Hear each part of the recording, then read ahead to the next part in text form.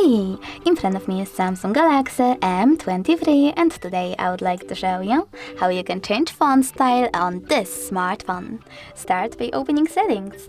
Now scroll down just a bit and tap on display. Then scroll down again, choose font size and style over here and tap on font style. Now you can apply one of those by tapping on the best one like Gothic Bold. And as you can see, style of my font has changed. But you can always go into font style again, but this time select download fonts.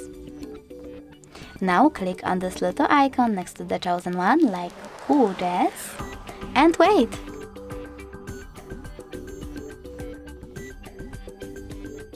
Now all you need to do is go back and click on your new font over here in order to apply it.